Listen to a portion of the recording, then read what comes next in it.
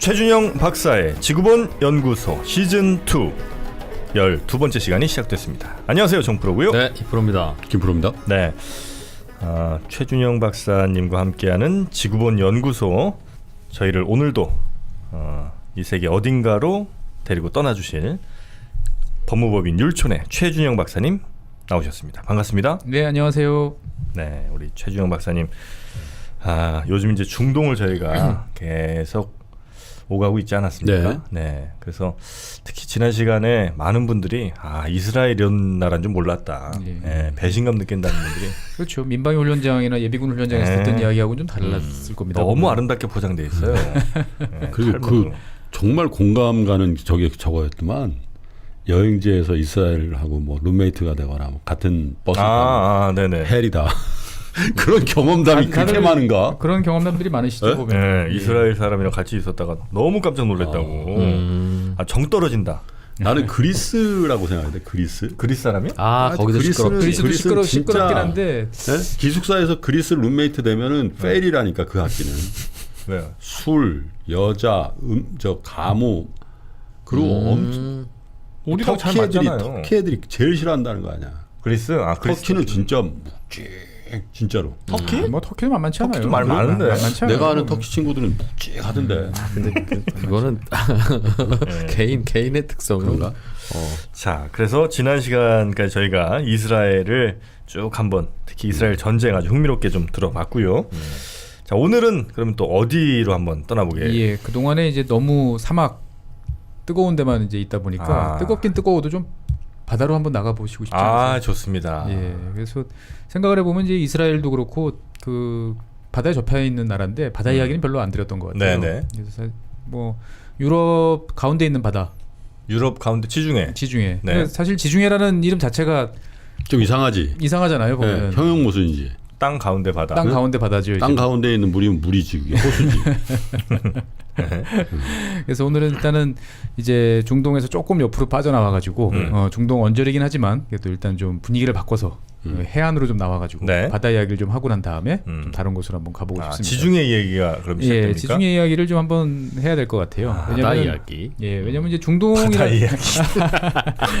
바다 이야기. 중동이라는 곳이 이제 그 우리는 이제 그 사막만 생각을 하지만 넓게 보면 뭐 남유럽, 그 다음에 중동, 그 다음에 북아프리카, 이곳이 다 하나로 묶여가지고 역사적으로 보면은 서로 치고받고 많이 싸우죠. 치고받고 많이 싸웠죠. 지중해 연변이죠. 그렇죠. 그러니까 다 지중해에 접해 있는 이웃들끼리 이제 오랫동안 치고받고 싸웠는데 정작 그 지중해에 대해서는 우리가 잘 아는 것 같기도 하고 잘 모르는 것 같기도 하고. 지중해. 네. 대체로 좀 뭐 낭만적이고 낭만적이죠. 아름답고 그 아름답다라고 이야기하는 가장 결정적인 이유는 아마 포카리스베트 때문에 그런 게 아닐까. 뭐 그런 거 같아요. 산토리니 섬이고 네. 최근에는 대한항공에서 나왔던 그 광고 있었죠. 몇 년 전에 그 어디까지 가봤니에서 이제 아말피. 아말피. 이탈리아 아말피 해변. 뭐 나폴리. 이태리. 예, 그런 네이플이라고 하는데. 예, 그것 때문에 이제 아마 사람들이 되게 낭만적으로 이제 생각을 하시는데 사실 뭐 낭만적이죠. 아름답습니다. 가보면은. 세상 어디든지 놀러 가면 낭만적이야. 거기서 일하려면 힘들고 그런 거예요. 시리아 놀러 가봤습니까? 거기 가면 구속돼. 큰일이에요. 어쨌거나 이제 지중해는 말씀대로 이제 기프로님 말씀대로 이제 육지로 둘러싸인 바다라는 뜻이죠. 네. 사실 영어 중학교 때인가 고등학교 때인가 이 지명 영어 단어 외울 때 되게 고생했던. 왜요? 그게 뭐 어려워? 철자가 좀 어렵잖아요. 보면. 지중해가? 예, 지중해가. 뭐 어렵지? 뭐 그냥 보고 지중해로 읽으면 되지. 내가 그거 쓸 일은 없지 않나요? 영어 얘기하는. 예, 영어로. 영어 뭐였죠? 지중해가? 몰라서 물어보는 거야? 애틀란틱 아니에요? 퍼시픽. 왜 그러십니까 다들. 정말. 알고 빨리 한마디 해. 형님도 하나 하세요. 인디아 하나 하세요. 어쨌거나 이제 지중해는 이제 육지로 둘러싸인 바다인데 사실 옛날에는 지금 이제 지중해를 뭐 지도를 보시면 아시겠지만 그 지브랄타가 딱 고기만 막으면은 진짜 그렇죠. 진짜 호수죠. 예, 호수잖아요. 거대 호수. 예. 그래서 이 지역은 옛날에 지질학적으로 보면은 옛날에 다 말라가지고 한때는 또 사막 호수 저기 소금 사막. 지중해가요? 예. 그러니까 이제 그 지역이 닫혔다 열렸다를 그 지질학적으로 보면 몇 번 반복을 했는데. 예. 그래서 그 지역이 딱 막혀서 대서양에서부터 이제 들어오는 물이 없으면 강에서는 계속 물이 들어오지만 증발량이 더 많은 도시예요. 지중해 지역이. 그래가지고 지금 만약에 어떤 이유로든 해서 지브롤터가 막히면은 이제 염도가 높아지겠군요. 점점 높아지다가 이제 폭음 사막이 되는 거죠. 이제 보면은 민물이 들어와도 이게 증발량이 더 많은 곳이 이제 이곳이기도 하고요. 아니, 거기 태양이 워낙 좋죠, 해가. 예. 그리고 이제 의외로 또 지중해 주변에 산이 많아요. 잘 생각해 보면은. 그러니까 산맥들이 은근히 많습니다. 보면은 뭐 알프스 산맥부터 뭐 피레네 뭐 딱 붙은 산맥이라기보다는 전체적으로 넓게 크게 보면은 뭐 알프스, 피레네, 아펜피노, 뭐 코카서스 해가지고 쭉 있고 유일하게 이제 남쪽 지역만 탁 트인 지역인데 그 밑에는 이제 거대한 이제 사하라 사막이 있죠. 예, 그래서 이제 지중해를 보면은 북쪽으로는 산맥들이 쭉 이어져 있고 남쪽으로도 일부 있긴 하지만 그 지중해와 연관을 맺고 있는 지역들은 사하라 사막까지로 보통 이제 보고 있습니다. 보면 옛날서부터 역사적으로도. 그래서 사하라 같은 경우는 우리가 사막 그러면 되게 낮다고 생각하는데 높아요. 의외로 사하라 고원이에요, 고원. 실제로는 약간 높은 이제 지역이에요, 보면은. 아, 해발 고도로 따져보면. 예, 해발 고도로 따지면은 이제 보면은. 그래서 이 사하라 사막 같은 경우는 지구에 빙하기가 찾아오면 사이즈가 조그매지고 그다음에 많은 지역이 이제 파랗게 변하고 풀이 자라서요? 풀이 자라서요. 그러다가 이제 지구가 좀 따뜻해지면 사막으로 변하고. 아, 그래요? 예, 이런 이제 변화를 이제 역사적으로 오랫동안 해왔던 그런 지역입니다. 추워지면 거기에 비가 오든가 물이 생긴다는 뜻이네요. 그렇죠. 예, 북쪽은 이제 얼음이 되고 이제 또 그동안 더웠던 지역들은 이제 변화를 하게 되는데 우리가 이제 지중해성 기후 이런 말을 이제 고등학교 때나 많이 배웠잖아요. 보면 되게 온난하고 좋고. 근데 사실은 좋은 날씨는 다 어디나 다 좋은 것 같아요. 지중해 지역도 잘 들여다보면은 그 눈도 많이 오고요. 얼음도 많고. 지중해 쪽에요? 네. 얼음이 많을 때가 별로 없는 것 같은데. 별로 없어 보이는데 아까 산맥이 많다고 그랬잖아요. 보면은 그 산맥들이 은근히 높기 때문에 지금은 이제 온난화로 인해 가지고 이제 그런 풍경을 찾아보기 어려운데 역사적으로 보면 되게 신기한 말들이 많아요. 뭐 십자군 전쟁 때 이제 갔던 이제 뜨거운 그 예루살렘 이 근처 전투를 치르다가 잡혔는데 이제 십자군 이제 기사들이 그래서 기사라고 이제 높은 뭐 왕중이라는 사람들이 대접을 좀 해준 모양입니다. 보면은 내주는 게 뭐냐면은 빙수예요. 팥빙수 같은 거? 그렇죠. 얼음이 이제 둥둥 떠 있는 얼음물 뭐 이런 거. 그래 거기에다 뭐 저 꿀이라든가 그렇죠. 뭐 과즙 같은 거 그런 넣으면 거 되지. 해주면은 이제 보면은. 그래서 그 의외로 주변 지역이 높은 지역들이 많고 이 지역이 이제 지구 온난화가 본격화되기 전까지는 이런 지역들이 많았다고 그래요. 보면은. 그래서 그러니까 옛날 이집트 기록을 보면은 시리아에서부터 그 눈을 퍼와가지고 이집트까지? 예.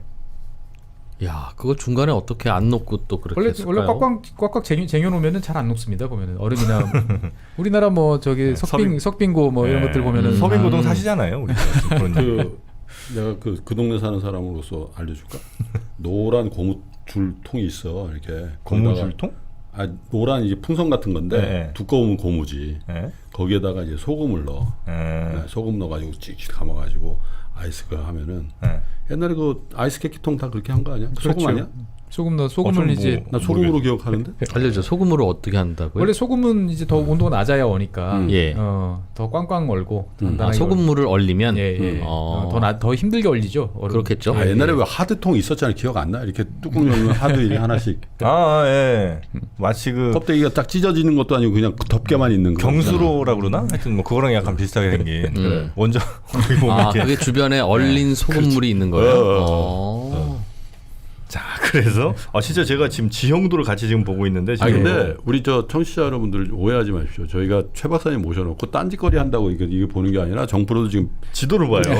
그 집은 지도 보면서 지금 현장감 있게 하려고 그러는 거예요. 근데 진짜 어떤 분이 이렇게 써놨더라고. 자꾸 애들이 없냐. 3명 다.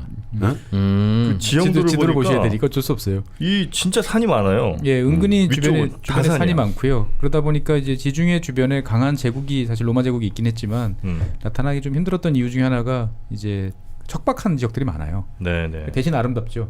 저도 관광을 다니다 보면은 여행 다니다 보면은 제일 아름다운 곳은 산이랑 바다랑 딱 붙은 곳이 아름답잖아요. 그러니까 우리나라 같은 경우 남해안. 네네네. 뭐 그 그렇지. 다랭이논이라고 그냥 그러죠. 탁 떨어져 버리지. 탁 떨어지잖아요. 맞아. 그러면은 그 사이에 도로만 하나 있으면 차 타고 가면 맞아요. 최고의 드라이버 코스잖아요. 왼쪽에 산 오른쪽 바다. 영덕 울진도 비슷해요. 그렇죠. 거기도 근데 툭 이제 떨어져. 그런 지역들은 이제 보기는 좋은데 막상 거기서 산다 생각하면 농사지을 땅이 없죠. 이제. 그래서 남해 사람들이 예. 굉장히 세요. 그다음에 남해가 이제 진주 사천보다 훨씬 세. 그다음에 이제 이쪽 골짜기에 계신 분하고 저쪽 골짜기에 계신 분하고 사실은 만날 일이 별로 없는 거죠. 보면은. 그러니까 이제 따로따로 놀기 이제 좋은 이제 지역이 사실은 이제 이런 지역이죠. 그러니까 보기는 좋은데 그러니까 아까 말씀드렸던 뭐 아말피 이런 데도 보면은 다 그 산등성에 빼곡하게 붙어 있잖아요. 맞아요. 보면은 우리 살기 힘들지. 뭐 부산에 있는 삼복도로를 좀 더 이제 옛날 버전으로 만들면 그렇게 되지 않을까 싶어요. 그래서 그리스랑 뭐 로마 이 동네가 다 도시국가가 많고 뭐 이랬던 겁니까? 그렇죠. 예. 지중해 같은 경우는 그래서 대제국이 사실은 뭐 로마를 제외하고 나면은 네. 어떻게 보면 좋게 말하면 다양성이 있는 대신 통일성을 기하기는 좀 어려운 이제 그런 이제 지역이기도 했고요. 그러다 보니까 이제 지중해를 뭐 지금은 당연히 지중해라는 큰 바다로 놓지만 전통적으로 보면은 몇 개의 바다로 나눠서 봤어요. 그러니까 이제 지중해를요? 예. 그러니까 이제 보통 이제 중간중간에 섬들이 몇 개씩 있잖아요. 네. 예, 섬이 있는데 이제 튀니지하고 시칠리아 섬을 경계로 해가지고 그 서쪽은 사실 섬이 별로 없어요. 보면 많지 않은 편이고 네. 동쪽에는 이런저런 반도와 섬들이 이제 꽤 많이 나와 있는 거죠. 보면은 그래서 그래가지고 우리 아드리아해라고 그러죠. 아, 그러네요. 예, 이탈리아하고 크로아티아의 사이에 있는 바다는 그 다음에 저기 그리스하고 이탈리아, 터키 요 사이에 있는 것도 이오니아해라고 또 이제 부르죠. 보면은. 네네 이오니아해. 예, 그 다음에 뭐 이탈리아나 시칠리아 요 사이는 또 티레니아해라고 또 따로 이제 이름은 고유 명사처럼 이렇게 이제 부르기 그런 것처럼 이제 사실은 사람들이 인식했던 동네는 되게 이렇게 작은 네네. 여기 다른 동네로 이제 이렇게 인식을 했던 이제 그런 지역이기도 하죠. 그리스 오른쪽은 에게해. 예, 뭐 이렇게 가네요. 그렇죠. 그래서 그 우리가 이제 그리스 같은 경우 이제 해양 민족이다라고 이제 이야기들 막 하긴 하는데 실제로 보면 진정한 해양 민족은 이제 앵글로색슨 계열이죠. 영국이나 오히려 이제 북유럽 쪽, 노르만. 예, 네덜란드나 뭐 이런 친구들이고 이 지중해 쪽의 해양 민족이라고 하는 것들은 좀 어떻게 보면 대서양이나 이쪽에 비해서 좀 약한 편이죠. 예. 여기 파도도 그렇게 세지 않죠 지중해는. 크게 셀 일은 별로 없는데 그래도 겨울철에는 만만치 않습니다. 아, 그렇습니까? 예, 겨울철에는 이제 또 폭풍이 이제 일어나기도 하고. 근데 이제 그 이 주변 지역이 옛날부터 문명이 발달하긴 했지만 특징 중에 하나가 그 많은 인구를 수용하기는 좀 부족한 바다가 또 이 지중해예요. 그러니까 지중해 특성이 뭐냐면 우리나라 동해 바다하고 이제 비교를 해보면 뭐냐면은 동해 바다는 물고기가 엄청 많이 잡히잖아요. 네. 그래가지고 막 온갖 물고기들이 넘쳐나는 곳이 이제 동해 바다인데 특별히 더 많이 잡혀요 우리나라 동해 바다가. 동해 바다가 상당히 이제 어족자원이 풍부한 편이죠. 지금은 남해고로 많이 없어졌지만 예, 그러다 보니 뭐 일본이나 우리나라는 물고기를 많이 먹는 세계에서 제일 많이 먹는 게 대한민국. 그다음에 난 모든 일본? 바다에는 비슷하게 잡히는 줄 아닙니다 알았어요. 보면은. 그래서 이 지중해 같은 경우는 물고기가 잘 안 잡혀요. 아, 그렇대 그래요? 거기 예. 의외로. 예, 그러니까 바닷가에 나가도 이 어선들이 막 우리는 각 포구마다 빼곡하게 있지 않습니까 보면은. 네. 어선들이 많이 없어요. 그럴 것이 이 지중해 안으로 들어오려면 지브롤터 해협 아니면 물고기들이 들어올 곳이 없잖아요. 근데 뭐 그런데 열심히 잡기는 하니까 당연히 없어지지. 아니, 소양강 때문에 그러면 뭐 들어올 때가 많아가지고 물고기가 많습니까? 아니 근데 원래 물고기들이 대체로 이렇게 좀 어디로 낮은 들어오겠어? 바다, 섬 많고 낮은 바다에서 많이 살지 않나? 지중해가 되게 낮은 바다 같죠. 땅 가운데 네. 있으니까 여기가 이 대륙붕이 없어요. 그러니까 대륙붕이라고 그러죠. 심해. 우리가 이제 육지가 연결돼서 바다로 들어가면 쭉 낮아지면서 그럼 고기 없지. 한 200m 정도까지 이렇게 수심이 낮아지잖아요. 네. 보면은 그러고 난 다음에 이제 깊어지기 시작을 하면서 주로 대륙붕 그렇지. 그 주변 지역에 이제 물고기들이 많아야 맞죠. 되는데 네네. 이 지중해는 툭 떨어집니다. 보면 침강한 지형이라 가지고 산맥에서 이렇게 네, 해역까지 그냥 툭 해저로 툭 떠나는구나. 떨어진 지형이기 때문에 깊은 곳은 뭐 2몇 와우. 미터까지 아, 이제 그래요? 내려가고 그러다 보니까 이제 물고기가 때를 지어서 이렇게 잘 놀기가 쉽지 않은 이제 그런 곳이죠 보면은. 신기하네. 물에 사는 녀석들이 물이 좀 깊다고 안 논다는 건 참. 이제 폐활량이 좀 얕아야 이제 나름대로 생태계가 형성이 되는데 수초도 많고. 아 그렇지. 예, 그렇지. 뭔가 이제 서로가 수초. 서큘레이션 할 만한 게 있어야 되는데 갑자기 툭 깊어져 버리면은 물밖에 없으면 상당히 이제 얘네들도 좀 갑갑한 거죠. 단조로운 거죠 보면은. 그렇지. 그렇겠네. 예, 그러다 보니까 이제 물고기가 이제 부족하다 보니까 네. 실제로 이제 물고기가 좋은 단백질이잖아요. 음. 이거를 먹으면 사람들이 많이들 이제 그 지역에서 살 텐데. 살 수가 있는데 이게 이제 부족한 거예요 보면은. 그러니까 많은 사람들을 부양하기가 지중해가 사실은 좀 이제 부족한 바다이기도 하고 그러다 보니까 이제 옛날 베네치아나 이렇게 좀 주변에 조금 도시국가가 성장하기 시작하면 제일 큰 문제가 사람을 이제 먹여 살릴 수 없다. 먹여 살리는 게 이제 상당히 이제 농사도 잘 안 되고. 예, 농사할 땅이 별로 땅은 별로 없으니까. 없고 그러다 보니까 이제 교육을 해가지고 그거를 어떻게든 이제 충당을 하려고 이제 노력을 오랫동안 해왔죠 보면은. 그래서 실제로 보면 재밌는 게 농업도 그렇고 모든 것들이 약간은 척박한 지역에서 먼저 시작이 됐어요. 그러니까 우리가 이제 뭐 메소포타미아 지역에서 농업이 시작됐다. 네. 뭐 옛날 황하 지역에서 농업이 시작됐다 이렇게 이야기하잖아요. 보면 네. 기름진 땅. 기름진 땅이 아니에요. 아니에요? 지금 기준으로 보면 다 약간 건조한, 그래요? 푸석푸석한. 그러니까 생각해보면 이해가 되는 게 옛날에 무슨 농기구가 있었겠어요. 철기도 아니고 청동기도 아니고 그냥 나무 막대기 가지고 이렇게 땅 파가지고 뒤집어가지고 돌로 파거나. 예, 뭐 그렇게 해야 되는데 그러려면 우리가 생각하는 기름진 땅 같은 경우는 물도 많고 뭔가 그러려면 다른 잘 자라는 애들이 많지 않습니까? 나무도 있을 테니까 그것도 뽑아내야 되고 뭐 그러네. 이런 큰 작업을 치러야 되는데 그에 비해서 이제 약간 건조한 지역들 같은 경우는 풀리니까 그러네. 뭐 배 내고 그냥 불을 지르던 어떻게든 쉽 쉽게 하고 뭔가를 바꿀 수 있는 거죠. 야생 식물이 별로 자라기 어려운 땅. 그렇죠. 경쟁자가 별로 없는 땅들을 이제 한 거였죠. 그러니까 문명도 신기하게도 약간 이렇게 척박한 지역들이 이제 그 지중해 같은 이런 곳에서 많이 이제 또 커나간 것도 참 재밌어요 보면은. 그래서 그 실제로 지중해는 오래전부터 사람들이 이제 전쟁도 하고 역사를 이루다 보니까 이 지역의 단점 중에 하나가 네. 이제 나무가 빨리 떨어진 거죠.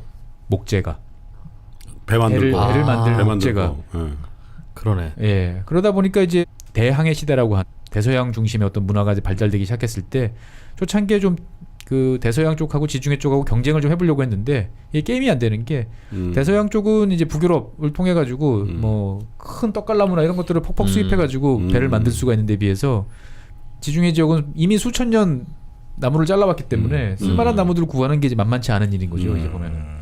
그러다 보니까 상대적으로 이제 뒤처질 수밖에 없었고, 그렇겠네. 예, 오히려 이제 대서양 시대가 이제 되면서 지중해는 이제 쇠퇴하는. 그리고 또 뭐 기후적으로도 사실 뭐 침엽수림 이 나무 만들기는 좋은 배 만들기 좋은 나무들 아니에요? 제일 좋은 거는 떡갈나무라고 보통 이야기를 떡갈나무? 합니다. 예, 그래서 영국 그 해군 넬슨 제독의 이제 그게 떡갈나무로 만든 이제 성벽이다 뭐 이렇게들 이야기를 합니다 보면은. 그래서 그 떡갈나무로 만든 배가 그래서 그 영국이 많았고. 네. 모자라는 것들은 스웨덴에서 이제 수입을 해왔죠. 예. 오히려 이제 침엽수 같은 경우는 좀 취약하답니다. 잘 썩는답니다 보면은. 그래서 러시아 같은 경우 예전에 같이 이제 배를 만들어도 네. 이제 수명이 좀 짧은 거죠. 그러니까 목선 같은 경우에 똑같이 목선을 만들어도 그렇죠. 다 목선이었어요 예전에. 그리고 이제 같이 대포화를 맞아도 이제 떡갈나무는 버티는 힘이 좋은데 비해서 소나무나 이제 뭐 전나무 이런 걸 만든 경우는 이제 쉽게 관통이 돼가지고. 그러겠어요. 떡갈나무로 저 회초리 만들어도 좀 아파요. 아닌가? 떡갈나무 뭘로 맞아도 오동나무 아닙니까? 오동나무? 아 그렇죠. 오동이었나? 오동나무 아닌가요? 아니 선생님들이 오동나무는 가야금 검은 거 아니야? 그러니까 오동나무가 떡갈나무가를 자꾸 이렇게 물에 불렸다가 말렸다가 이걸 반복하시더라고요 선생님들이. 네, 그러면 훨씬 더 이게 탄성이 좋아지고 뭐 그런 일이 있었어요. 그냥 당구장 큐대 갖고 오지 않아요 보통? 큐대 잘 부러져 생각보다. 그래서 이제 옛날에 이제 그 나무가 제일 넘쳐나는 나라 중에 하나가 나중에 등장한 미국이었죠. 미국이 나무가 많군요. 옛날에 이제 뭐 신대륙이었으니까 종류별로 있지 종류별로. 뭐 어마어마한 나무들이 그냥 100m 이상 되는 나무들이 쭉쭉 있던 거죠. 그래서 조지 워싱턴이 자기 집 안에 나무를 찍었는데도 아버지가 뭐 흔한 거 괜찮다. 그래서 용서해 줬대. 많다 나무는 그러지.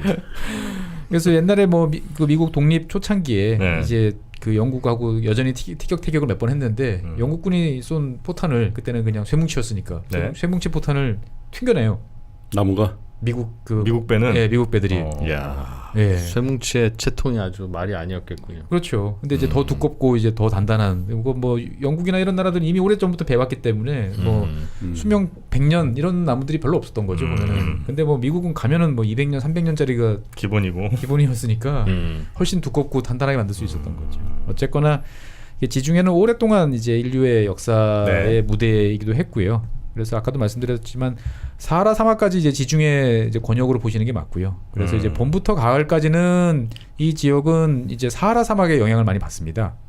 네. 그래가지고 우리가 생각하는 전형적인 그 덥고 좀 건조한 그리고 하늘은 파랗고 이런 것들이 이제 사하라 사막의 영향을 많이 받는 거고요.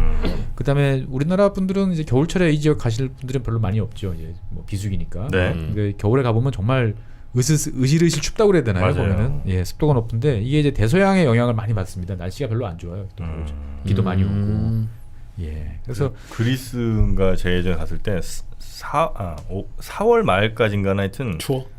춥고 해도 안 떠요. 그리고 호텔 이런데도 엄청 싸요. 근데 한 5월 중순이가 딱 넘어가면서부터 갑자기 가격이 확 뜁니다.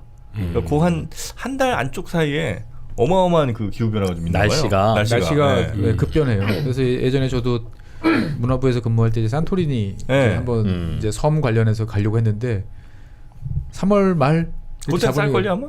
배가 안 떠요. 이 섬 저 섬을 다녀봐야 되는데 배가 아예 안 떠. 배가 아예 안 떠요. 날씨도 춥고 안 좋다고. 예, 관광도 없으니까. 맞아. 그래서 이런 이제 지역인데 사실 지중해 그러면 우리는 유럽 바다라고 자꾸 생각들을 하세요. 근데 북쪽은 이제 유럽이죠. 남유럽이 이제 쭉 있는데 동쪽으로는 중동입니다. 보면은 레반트라고 그렇지. 하는. 예. 남쪽은 아프리카죠. 그래서 북아프리카 같은 지역은 사실 아프리카로 묻기가 좀 애매한 어떤 그런 면이 있기도 합니다. 보면은. 지중해에 접한 유럽. 그렇죠. 그러니까 사실상. 예, 유럽이고 어떻게 보면 지중해권이라고 하는 별도의 문명권을 오랫동안 유지를 해왔던 거죠. 아니, 그래서 금융권에서도 뭐 해외 글로벌 아이비 보면 디비전 그 지역 그걸 할 때 헤드 업 메나 이렇게 해요.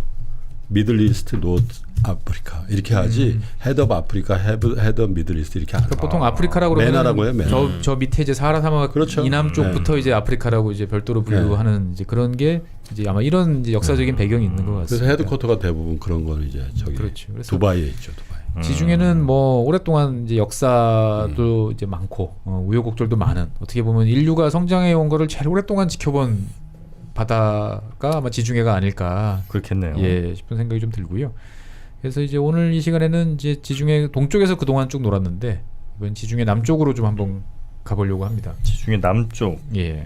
리비아, 이집트, 알제리, 모로코. 예. 어쨌거나 이제 아프리카 쪽으로 한번 이제 가보는데 네. 이번에는 지난 1부 때는 이제 그 아프리카 저 깊은 정글로 갔는데 이번에는 이제 지중해 주변에 이제 있는 좀 북아프리카 쪽을 이제 몇 나라를 먼저 좀 말씀 좀 드리고 싶습니다. 네. 근데 그 아프리카란 말이 어디서 나왔을까요? 아프리카. 이런 거는 자기가 알아야 된다. 그래. 아니, 제가 질문을 해드려야죠. 얇고 아프리카. 면도날이잖아, 면도날. 아프리. 얇은 이거 뭐 지식. 신 이름에서 나온 거 아닐까요? 원래 그 이 지역의 그 북아프리카 지역에 살던 원주민들이 네. 이제 베르베르족이라는 그 재밌는 이름의 지금도 있죠. 예, 있어요. 베르베르. 예, 이 친구들이 자기 동네 그 지금의 튀니지 지역을 부르는 명칭이 이프리카였어요. 이프리카. 이프리카라고 불렀는데 이거 베르베르족은 어디 살았는데요? 북아프리카 지금 이제 그 튀니지 뭐 모로코 알제리 이 그 근처 예 스페인 리비아까지 남쪽에? 예예 그 지금 지중해랑 접한 이제 그쪽에 많이 살고 있었습니다. 자기네 보면. 땅을.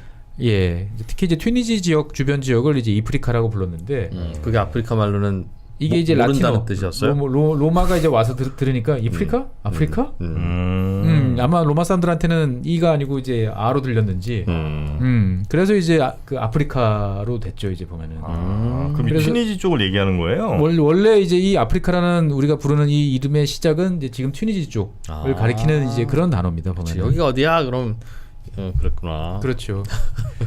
그래서 이제 그 아프리카라는 명칭을 최초로 이제 본격적으로 사용한 건 이제 로마죠.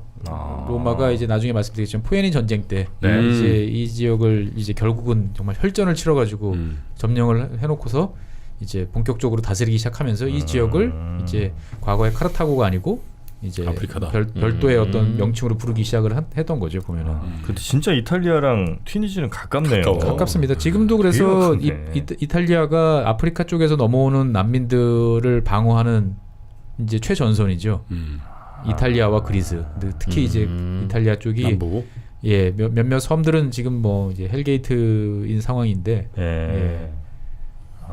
진짜 그러니까 이탈리아 남쪽 시칠리아를 비롯한 이 남쪽은 뭐 옛날서부터 전통적으로 이제 문명의 교차점에 있었고 네. 아프리카와 또 교류가 많던 이제 그런 지역이죠 보면은. 그래서 우리가 아프리카 북아프리카라고 보통 부르는 지역을 사실 이 동네 분들이나 유럽 사람들은 이제 마그레브라고 이제 많이 부릅니다. 마그레브. 그 많이 들어본 건데. 마그레브는 이제 아랍어로 이제 그 서쪽이라는 뜻인데요. 그러니까 지금 그 아랍 중동 입장에서 봤을 때는 좀 서쪽에 그 있는 동네가? 예, 이 서쪽에 있는 동네잖아요, 보면은. 그래서 이제 마그레브라고 이제 보통 부르는데 이 진짜 핵심 마그레브라고 할 지역은 이제 모로코, 알제리, 튀니지 요 세 나라고요.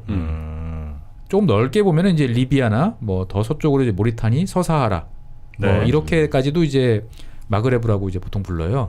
그래서 이제 아프리카 대륙을 보면은 북쪽, 그러니까 지중해랑 접한 이 지역을 이제 마그레브라고 보통 부르고 사하라 사막 남쪽을 또 사헬이라고 부르죠. 사헬. 사헬? 예, 사헬. 그래서 이제 그 영어 책들을 보다 보면은 뭐 사하라 사막 남쪽 이렇게 표현 안 하고 그냥 계속 사헬 사헬 이렇게 나와요, 보면은. 모래사자, 지옥헬자. 그렇고는 그건 아닌데. 이 사헬이란 말은 또 재밌게도 이 아랍어로 보면은 또 해안이라는 뜻이에요. 해안. 해안? 예. 해안이랑 상관없잖아요, 여기가. 그러니까 이제 그 사하라 사막 그 북쪽으로 가면은 또 이제 지중해도 있지만 서쪽으로 가면 대서양도 있죠, 보면은. 네네. 예, 또 동쪽으로 가면은 또 저기 인도양도 인도양. 있고 그러다 보니까 결국 모래밭을 걷고 걷다 보면은 바다 나온다. 바다가 나와서 그런지 모르겠으나 해안치고는 너무 넓다. 그래서 이 사할 양안이네, 양안. 이 사할 지역은 사헬이라고 부르는 이 지역은 폭으로 따지면 동서폭으로 따지면은 아프리카 대륙 제일 넓은 쪽을 지나가다 그렇죠. 보니까 네. 6,400km예요. 야, 6,400. 지구 한 바퀴가 4만 킬로 좀 넘으니까 뭐 어마어마하게 큰 사이즈죠, 이제 보면은. 그래서 이 아까 이제 마그레브 지역을 말씀드렸는데 마그레브 지역 그렇게 지도에서 보시다 보면 하나 빠지는 나라가 있죠. 이집트. 이집트도 왜 북아프리카인데 얘네들은 왜 빠져 그러는데 이집트는 그냥 중동이라고 하는 것 같은데. 이집트는 이집트죠. 그죠. 이집트는 따로 항상 이제 쳐줘요, 보면은. 맞아. 세계에서 제일 오래된 나라하고 따로 노는 어떤 그런 면이기 때문에 네. 그거를 지금 아프리카 대륙에 있다 그래가지고 아프리카라고는 잘 안 부르는. 그렇지. 그래도 뭐 네이션스컵 이런 거 축구할 때 보면은 그래도 같이들 다 하는 것 같아요, 축구할 때는. 여기는 아프리카 쪽에 속해서 축구를 하죠. 네네. 중동 쪽에 중동 아시아 이쪽이랑은 좀 다른. 아닌 것 같고 보면은 아마 기억으로 이집트가 아프리카 쿼터로 나오는 것 같아요. 네네. 그리고 그래서 이 마그레브라고 이제 제가 아까 말씀드렸던 요 지역은 이제 말씀드렸던 베르베르 원주민, 그 다음에 플러스 그 다음에 스페인 남부의 이제 안달루시아라고 하는 어떤 이런 문화, 네. 그 다음에 이제 또 프랑스 식민지로 또 오래 또 있었죠, 보면은 이런 문화들이 적당히 짬뽕이 된 어떻게 보면 되게 독특한 약간 서구적인 면도 좀 있고, 네.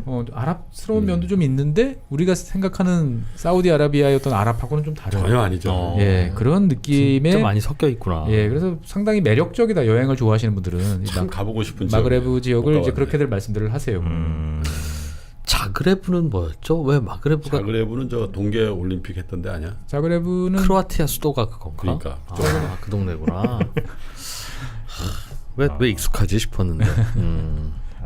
아그레브로 가겠습니다. 예, 마그레브로 마그레브입니다. 가겠습니다. 그래서 이제 마그레브 이제 몇 나라 이제 아까 모로코, 알제리, 튀니지가 있다 그랬는데 네. 오늘은 이제 그 중에서도 이제 제일 오래된 나라 이제 튀니지를 한번 가보겠습니다.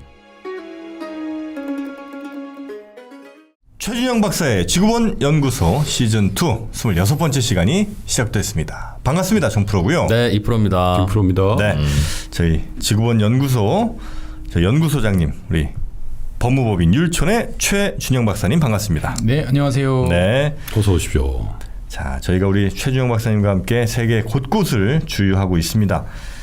지난 시간까지 저희가 아주 춥디 추운, 안 그래도 추운데 나라까지 추운 스웨덴, 네, 거기를 한참 돌아봤고요. 우리 김프로님이 따뜻한 나라 제발 좀 가자는 강력한 요청에 거봐 얼마나 추워졌어. 딱 추워졌을 때. 겨울왕국이에요 완전히.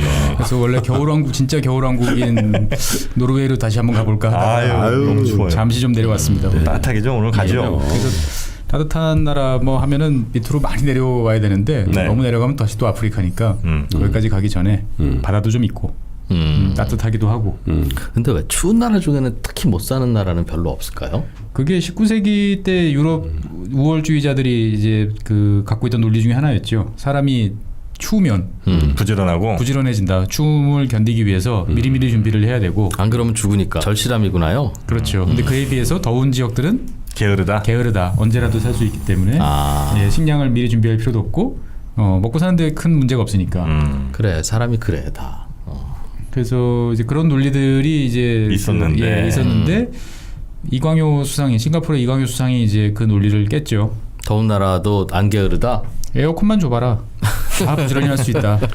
그리고 추운 나라가 뭐 부지런하고 잘 산다는 것도 다 거짓말이야. 러시아 보세요, 러시아. 몽골 뭐 이런데 진짜 골시립지.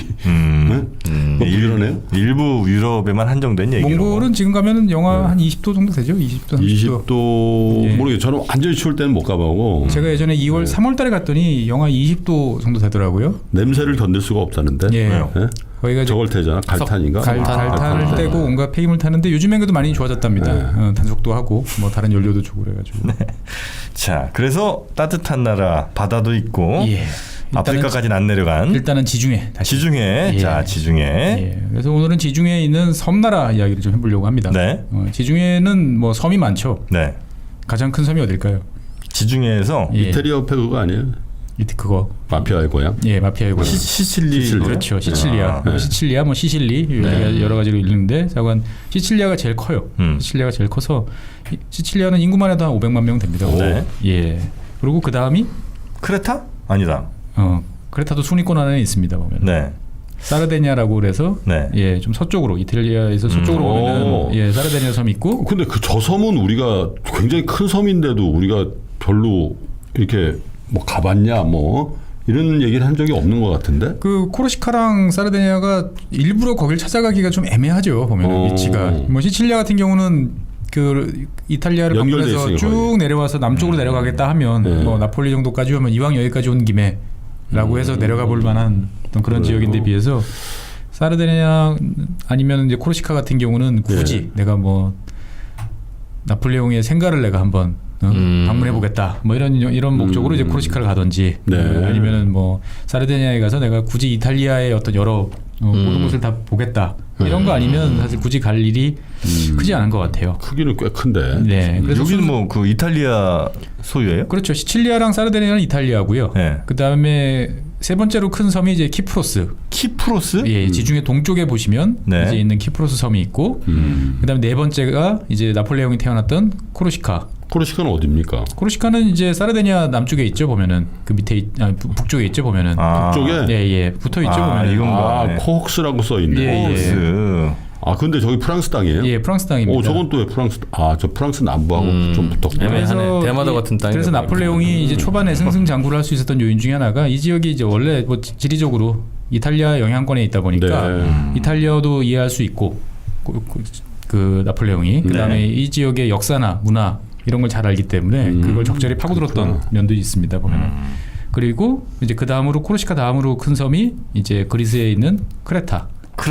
예, 크레타 섬입니다. 그렇군요. 네. 그래서 제일 큰 시칠리아 섬 같은 경우는 아까도 말씀드렸다시피 이제 인구가 한 500만 되고 면적은 한 2만 5천 정도 되는 이제 꽤 큰 지역이죠. 대한민국이 10만이니까 한 4분의 1 정도 되는 상당히 큰 지역이고, 우리 같으면 벌써 아마 다리를 놨을 거예요. 그 이탈리아 반도랑 한 3.3km 정도 떨어져 있는데, 뭐 여러 차례 옛날 고대 로마 시절부터 다리를 놔야 된다라고 계속 이야기를 하는데, 예, 아직까지 다리를 못 놓고 있어요. 안 났어요? 네, 아직 없습니다. 그래서 이 지역에 가려면은 이제 배를 타고 이제 가야 되는데, 심지어 기차도 들어가요. 다리 없는데? 예, 배를 태워서? 예, 기차가? 기차를 배에 태워가지고. 옛날에 이제 우리나라도 저기 대통령 선거 공약 때 나왔죠. 보면은 열차 페리라고 그래가지고.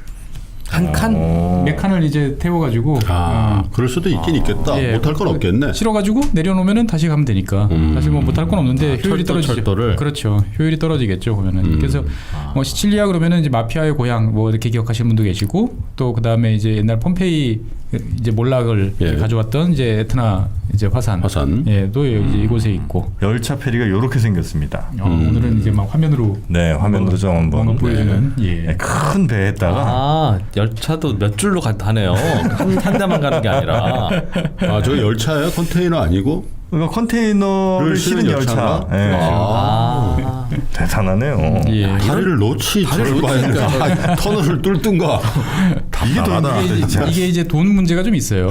예. 그래서 이탈리아 정부가 이제 상황이 좋으면 민자로 하면 다 될 텐데. 벌써 했을 텐데 쉽지 않은 것 같습니다. 네. 그러니까 만약에 여기 다리를 놓으면 이제 세계에서 최장 이제 다리가 되는 거죠. 이 다리가요? 그래요? 아, 저 홍콩 마카오 저게 더 길 텐데 아마 3km 훨씬 넘을 걸? 여기가 이제 길이는 훨씬 거기가 길 텐데 네. 제가 말씀드리는 건 이제 길다는 거는 이제 그 교각 사이의 거리가 그러니까 이제 주경관이라고 그러는데 예. 밑에 교각을 쭉 받고 다리 세우면요 뭐 키웨스트만 가도 뭐 어마어마하게 긴 다리들 많죠. 그렇죠. 이제. 근데 이제 여기는 수심이 깊어가지고 그렇게는 못 하고 뜸뜸을 해야 된다. 양쪽에다가 이제 큰 탑을 세워서 현수교로 이제 가야 되는 거죠. 그래서 현수교는 이제 이 경관 사이가 멋있지. 길수록 네, 멀수록 멋있죠. 이제 힘들고 돈이 많이 들죠 보면은. 거기 수심 깊은 건 또 어떻게 하셨어요? 그때까지 다리를 쉽게 낮았으면 벌써 낫겠죠 이제 보면은.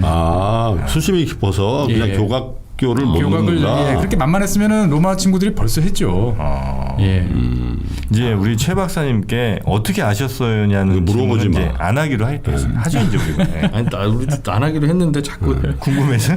그 정도 난이도는 상당히 낮은 거지 지금까지. 그걸 어떻게 알았어요? 그래서 오늘 갈 나라가 어디입니까 이 중에? 예, 이 섬들 중에서 그러니까 독자적인 나라를 구성하고 있는 곳이 두 곳이 있어요. 네. 그 중에 있는 섬 중에서 작은 눈에도 잘 안 보이는 작은 나라가 몰타라는 나라가 있고요.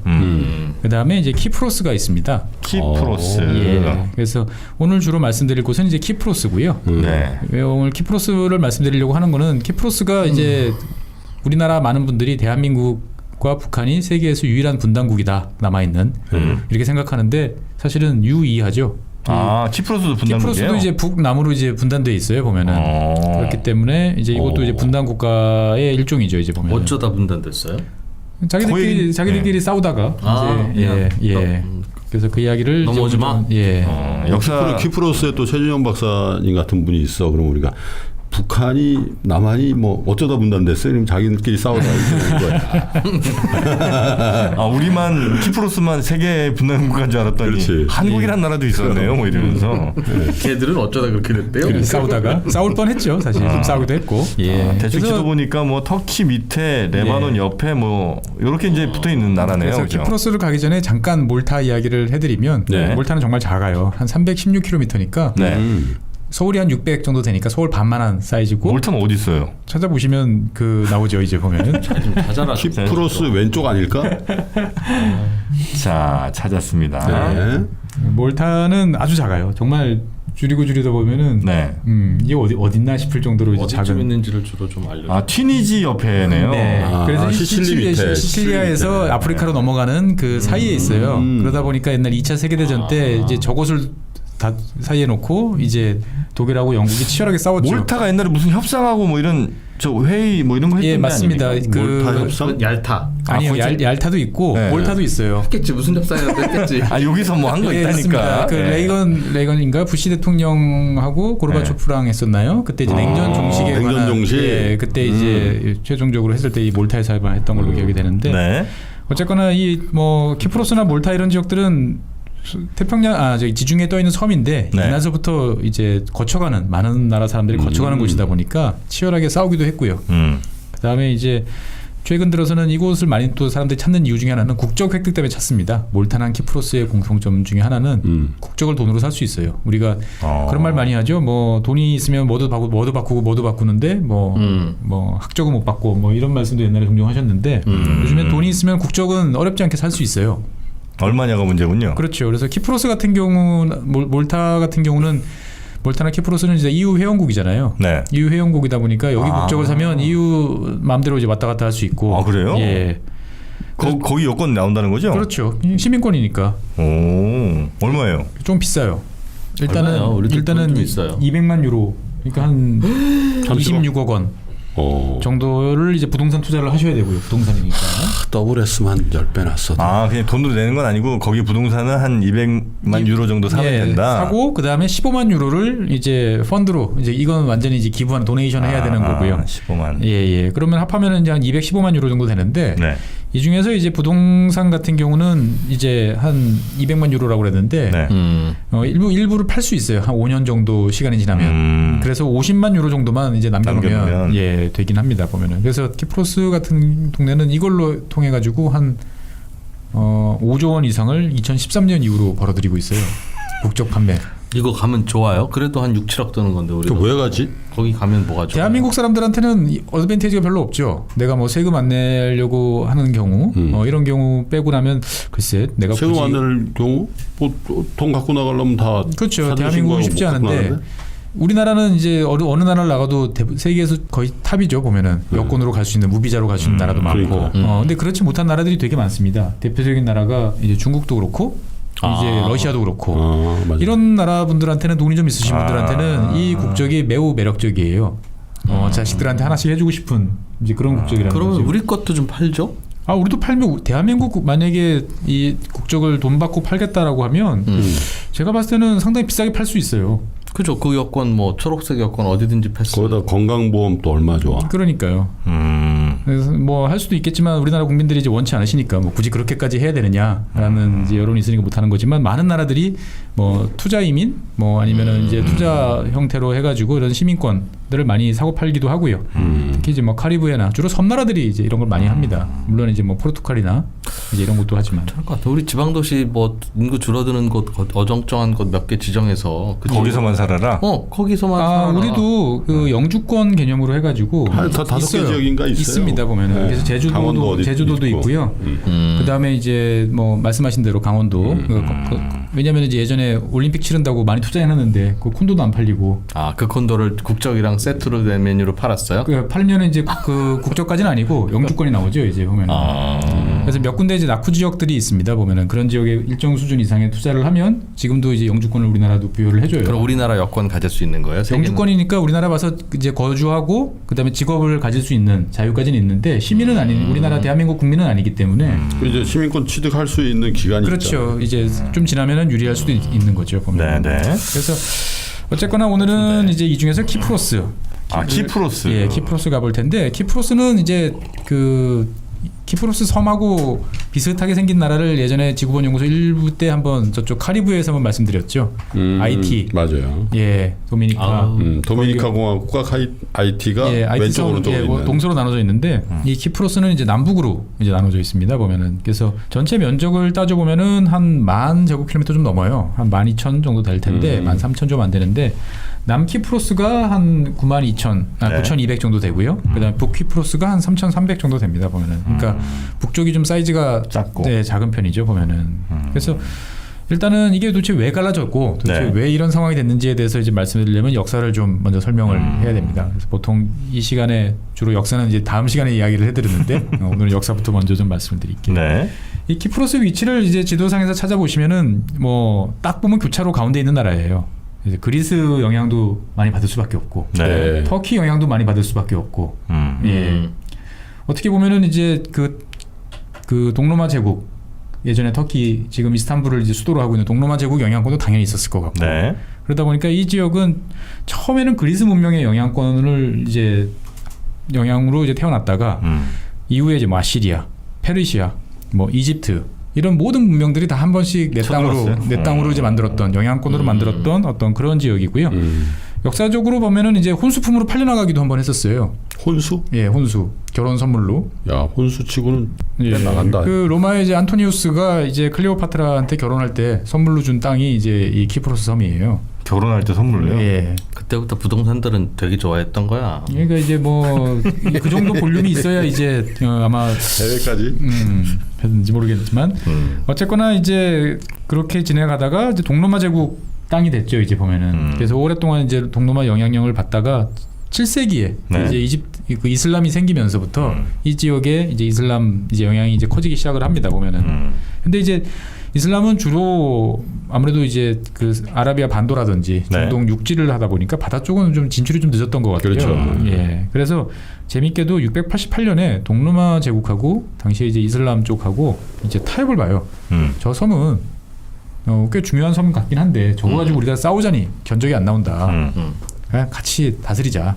나눠서 공동 통치를 하자. 그러니까 이제 뭐 적당히 서로가 관할을 하고 뭐 누가 왔다 갔다 하더라도 우리 뭐 그거 가지고 쳐들어왔다고 신경질 내지 말자. 뭐 이런 이제 정도였던 거죠 보면은. 좋은 아이디어인데? 좋은 아이디어인데 시간도 무진장 길어요. 300년. 300년 동안은 그냥 서로 그렇게. 예. 평화의 섬이네. 그렇죠 나름대로. 그래서 비교적 약속을 잘 지켰어요. 보면은. 그래서 300년이 거의 다 되던 시점이 돼서 다시 동로마가 이제 우리 땅이라고 선언을 이제 하기는 했습니다만 어쨌거나 이제 뭐 아랍 입장에서 이슬람 입장에서 봤을 때는 우리가 지중해로 나갈 때 교두보 정도 그냥 지나가서 뭐 이제 머무를 수 있는 곳 하나 정도 있으면 되겠다 생각을 했던 거고 뭐 동로마 입장에서 봤을 때도 저거를 지키자고 죽자고 싸울 만큼 뭐 이런 상황은 아니었던 거죠 보면. 그러다가 이제 이 지역이 그 십자군 전쟁이 이제 벌어지면서 네. 키프로스가 이제 딱 가기 좋은 교두보가 되는 거죠. 일단 키프로스에 상륙을 해서 좀 배멀미도 좀 이제 가라앉히고 전열도 좀 정비한 다음에 이제 그다음에 예루살렘으로 이제 쳐들어가려고 하기 딱 좋은 위치에 있잖아요. 위치가. 그래서 그 뭐 동로마 제국이 여전히 존재하고 있었지만 갑자기 외국에서 힘 있는 애들이 때로 몰려오니까 네. 키프로스를 다스리고 있던 분들이 이제 이 당시에 그럼 우리 동로마 제국에서 독립을 이제 선언을 하고 그다음에 이제 그 십자군 전쟁 때 참전하려고 이 지역에 어떤 사람들한테 이제 통행세를 뜯어냅니다. 예, 너 우리 땅에 왔으니까 좋은 아이디어인데. 우리 물 쓰잖아. 물 마셔야 될 거 아니에요. 보면은 물값 내. 뭐 여기 항구 쓰잖아. 그럼 돈 내. 뭐 자관 여러 가지로 이제 괴롭힙니다. 보면은. 그러다 보니까 이제 이거를 주로 괴롭힌 상대가 이제 잉글랜드, 지금 영국에서 나왔던 이제 십자군들을 괴롭히는데 당시 이제 그 영국 그 십자군을 이끌던 사람이 이제 리처드 1세였죠. 사자시망이라고, 사자왕이라고 부르는. 그러니까 이 양반이 이제 괘씸한 거죠. 이 키프로스가 주방을 만한 게 자꾸 괴롭히니까. 그래가지고 아예 여기를 점령해 버려요. 정복해 버려요. 보면은. 예, 그래가지고 이때부터 또 한동안 또 잉글랜드 영토가 됩니다. 이 동지 중에 난데없이 이제 잉글랜드 영토가 이제 하나 생기는 거죠. 이제 보면. 어쨌거나 이제 그렇게 해서 십자군 전쟁 때 키프로스는 이제 동로마 제국에서 떨어져 나와가지고 뭔가 독자적인 이제 행보를 이제 걷기 시작을 하는데 사실은 나라 사이즈가 작다 보니까 독자적인 나라로 이제 크기에는 좀 애매한 상황이었던 거죠 보면은. 그래서 그 이후에는 다시 이제 베네치아 공화국이 이제 또 성장을 하면서 베네치아 공화국이 이제 우리가 그 소아시아 지금 이제 터키 지역에서 장사하기 좋은 어떤 목을 지키고 있으니까 우리 땅 해서 또 15세기 말에 자기들이 또 합병을 합니다 보면. 네. 그러니까 뭐 지중해를 둘러싼 모든 세력들이 다 한 번쯤은 이제 다 갔던 땅이기도 하고요. 그러다가 이제 16세기 1571년이 되면서부터 이제 베네치아 공화국 힘이 빠지고 오스만 투르크 제국이 이제 힘이 커지면서 본격적으로 이제 오스만 제국의 영향력이 들어갑니다. 이때까지는 주로 여기 계시던 분들이 주로 그리스인들, 그리스 후손들이었는데 이때부터 이제 터키계 사람들이 이제 이 지역에 이제 이주를 이제 하는 거죠 보면은. 근데 뭐 종교는 달라도 평화롭게 살았대요. 이 시절에는. 그러니까 왜냐면은 그리스인들이 그리스 종교라는 별도의 종교를 믿었지만 이 오스만 투르크 친구들 특징이 뭐 너가 뭘 믿든 난 신경 안 써. 그냥 뭐 좋을 대로 믿으세요. 단지 이슬람을 믿으면 인센티브가 있고 세금을 좀 덜 내게 해주는. 뭐 이제 관직에 진출할 때도 조금 더 혜택을 주지만 뭐 안 믿는다고 그래가지고 뭐 잡아 족치진 않는. 대신 이제 세금도 좀 더 내고. 애매한데? 네, 승진하려면 아무래도 좀 불리하고. 그러니까 뭐 특별한 장애물은 없지만. 특별한 장애물은 없는 것 같은데 내가 뭔가 하나도 없는데? 예, 좀 애매한 상황인데. 그냥 뭐 내가 농사짓고 살겠어 이러면은 아무 문제 없는 거죠 보면. 그래서 이 그리스란 나라 자체도 언제 기회가 되면 말씀드리겠지만 우리는 그리스 그러면 그리스 문명이 있었고 대대 손손 쫙 내려오다가 명면이 내려오다가 지금까지 내려왔을 거다 생각을 했는데 사실 그리스 문명은 있었긴 했지만 그 로마 시대 때부터 축이 이미 이제 로마로 가고 소유럽으로 바뀌었잖아요. 그리고 이 그리스를 중심으로 한 발칸반도 지역은 이슬람 세력권으로 이제 들어왔기 때문에 오랫동안 이 그리스 사람들은 자기들이 그 그리스 문명의 후손인지 이런 인식조차도 없었어요 보면은. 아 그래요? 예. 신전이 그렇게 뻔히 남아 있는데도. 예, 저게 뭐 뭔지도 모르고. 그냥 우리는 이제 그리스 종교를 믿었으니까 이슬람은 아니야. 뭐 이 정도 인식만 이제 있었지. 어떤 우리가 국가라든지 민족이라든지 이런 인식이 별도로 이제 있지는 않았어요.